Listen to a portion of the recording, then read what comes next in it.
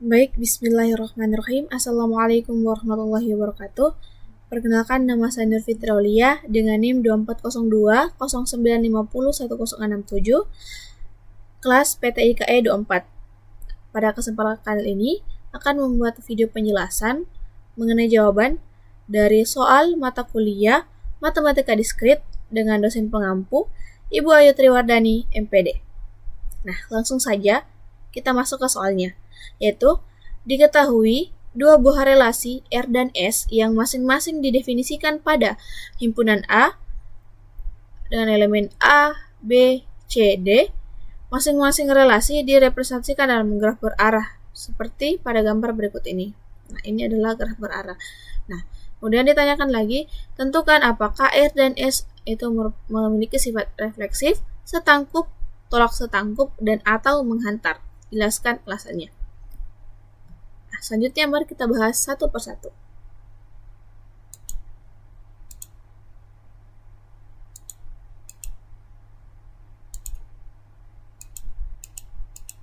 Nah, yang pertama, kita akan membahas tentang refleksif. Nah, apa itu refleksif?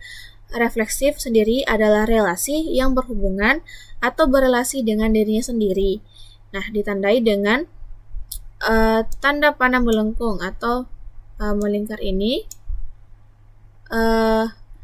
yaitu bisa yang dikatakan sebagai loop. Nah, loop sendiri adalah tanda panah melengkung atau membentuk melingkar yang dimulai dan diakhiri pada elemen itu sendiri.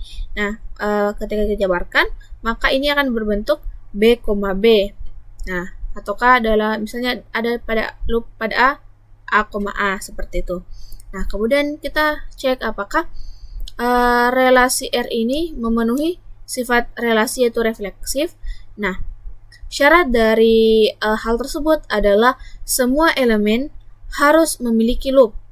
Nah, sedangkan pada graf relasi R itu hanya ada satu yang memiliki loop, maka dapat kita simpulkan bahwa relasi R tidak memenuhi sifat relasi yaitu refleksif.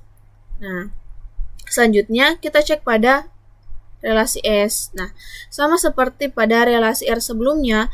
Nah, di sini kita melihat ada dua loop. Namun kembali lagi syaratnya itu harus semua elemen. Nah, sedangkan di sini hanya dua, maka dapat disimpulkan pula bahwa relasi S tidak memenuhi sifat relasi yaitu refleksif. Nah, kemudian selanjutnya kita akan membahas tentang setangkup. Nah, namun sebelum itu, karena tadi relasi R itu tidak refleksif, maka kita beri tanda pada tabel sini sebagai jawaban yaitu minus.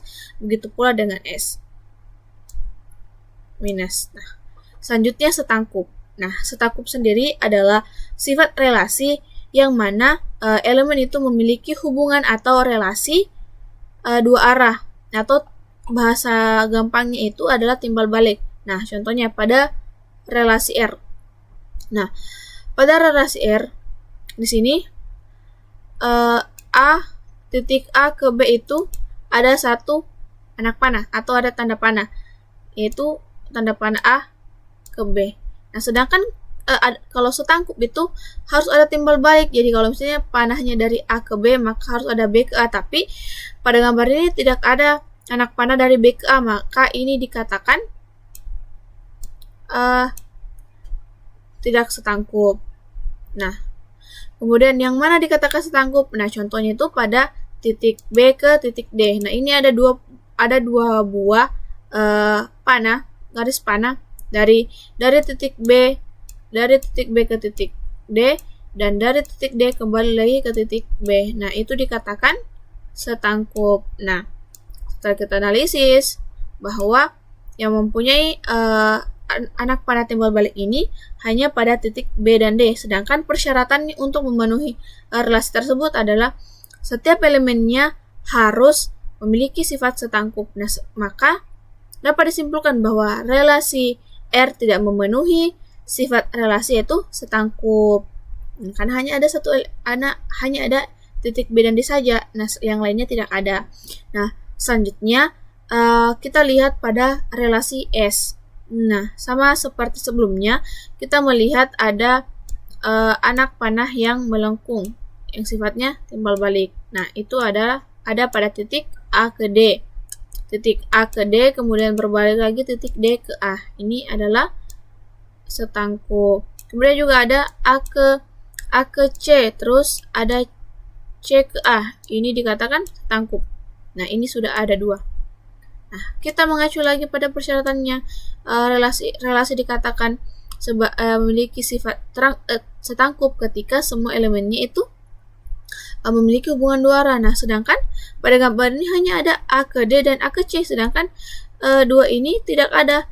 Maka secara keseluruhan dapat kita simpulkan bahwa relasi S juga tidak memiliki sifat relasi itu setangkup sama dengan R. Nah, kemudian kita jawab pada tabel di bawah ini. Jadi R itu tidak setangkup, begitu pula dengan S. Nah, sebelum kita lanjut, kita matikan dulu atau hapus dulu tanda merah pada gambar di layar. Baik, selanjutnya kita akan membahas tentang tolak setangkup. Nah, tolak setangkup hampir mirip seperti setangkup ya. Nah, hanya berbeda di kata tolak. Nah, apa sih maksud dari kata tolak setangkup ini? Nah, ketika tadi pada sifat relasi setangkup itu ketika ada relasi atau ada titik yang saling berhubungan timbal balik. Nah, sedangkan tolak setangkup adalah ketika elemen itu dua elemen yang memiliki hubungan searah, namun tidak memiliki nilai yang sama. Nah, contohnya kita lihat pada relasi R. Nah, yang memiliki setangkup tadi kan cuma titik D dan titik B. Nah, kita lihat titik B ke titik D, kemudian titik D ke titik B. Nah, kita tuliskan di sini.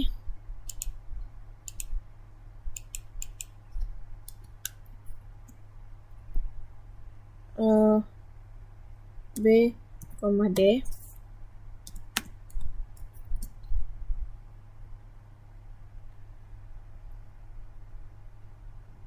D, B di sini.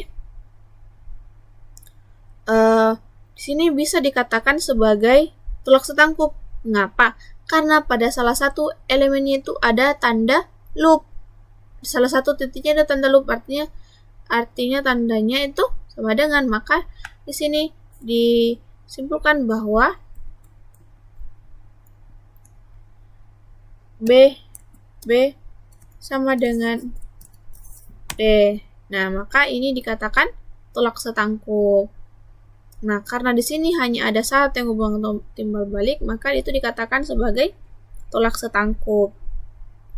Nah, tetapi kembali lagi pada persyaratannya bahwa harus semua elemen itu memiliki sifat itu tadi tolak setangkup. Nah, maka relasi R kembali lagi tidak memiliki sifat relasi itu tolak setangkup. Kemudian kita tandai sini.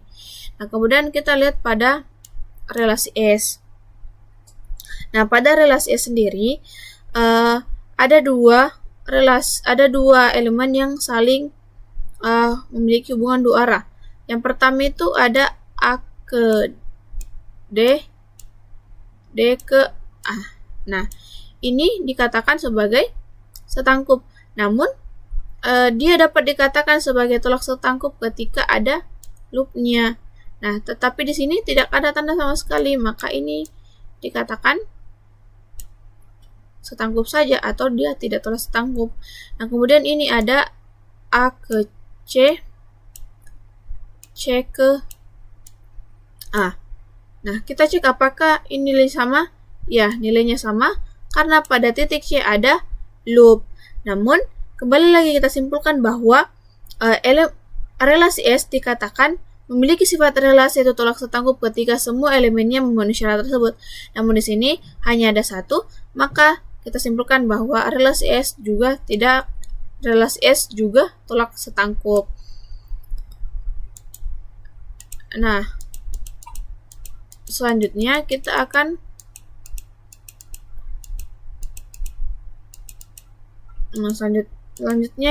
membahas tentang menghantar. Nah, menghantar sendiri itu punya rumus. Nah, rumusnya itu seperti ini.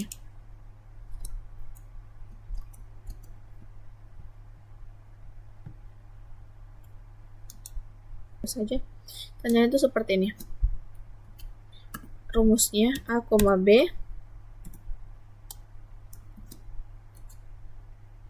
B, C,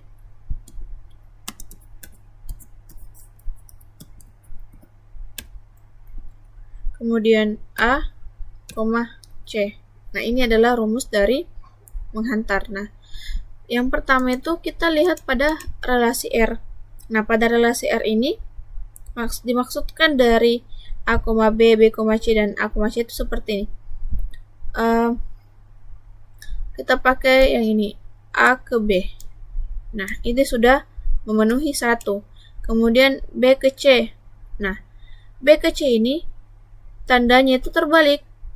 Harusnya kita B ke C, tapi ini C ke D, maka ini secara otomatis tidak memenuhi syarat. Nah, dari sini kita tidak perlu lagi mencari ketiganya karena ini secara otomatis elemennya itu tidak menghantar atau sudah pasti salah. Kemudian kita ambil contoh kedua, yaitu